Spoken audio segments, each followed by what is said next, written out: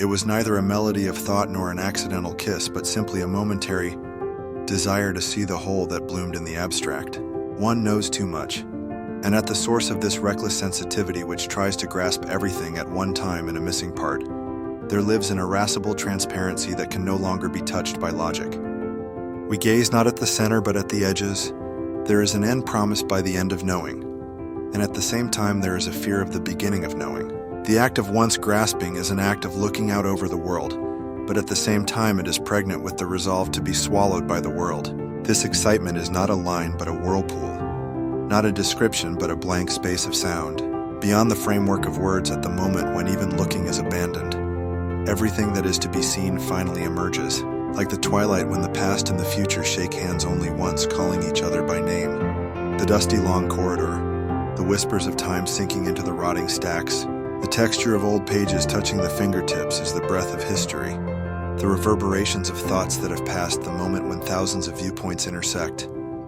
Memories form a web, like the stars shining. Knowledge is a torrent of tranquility, and chaos is contained within order. Control is the art of reflecting the universe in a moment.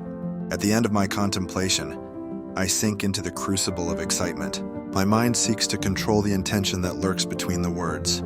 The world is not a book, yet it is reflected in a book. Between what I know and what I don't know, I simply surrender myself to the excitement. It is always an accumulation of fragments, a torrent of textures that lack context. There are countless here and there, but the whole is invisible. In the temporary harmony created by the chance arrangement, the objects to be torn apart increase, and segmentation invites us to a mimicry of understanding. It comes without warning. Scattered fragments of lapis lazuli are drawn by an inner magnetic force and gather without a sound. The threads of cause and effect are at their center, and a quiet epicenter is born. This is the once-in-a-lifetime control. 100,000 rivers pour into the ocean. The perspective of all things vanishes, and neither a bird's nor an insect's eye view is required, but a complete grasping in which existence itself becomes the perspective. Complexity itself emerges as a simple pattern, and contradiction becomes a counterpoint that colors a higher logic. This sensation is like the vertigo that occurs when a person who has stepped through a skylight looks up at a window. It is an omnipresent point. It is a condensed, endless possibility. The past and the future embrace each other at this single point of now, and the space is a sheet of folded paper. After this once revelation, the world reverts back to a gentle fragment. Deeply imprinted in the soul is the memory of an invisible blueprint. Even in the darkness, the afterglow of the star map we once saw twinkles. The path to be taken is the same as before, but the steps are different. The soul that has once known the excitement of control no longer wanders as a mere fragment. It continues to search for the reverberations of its echoes in all things, beyond the vastness of time. At the moment when a drop of consciousness is swallowed up by the eternal flow, there, all things are condensed into a play of order and chaos, and a glimmer of truth that everyone tends to overlook is concealed. In the gap between the darkness and the faint light that allows the control of time, the nectar of excitement spills out. When we go to the control of one time, the whole process is in the whisper of the wind that you feel as a moment of excitement, a fleeting promise that makes you feel eternal.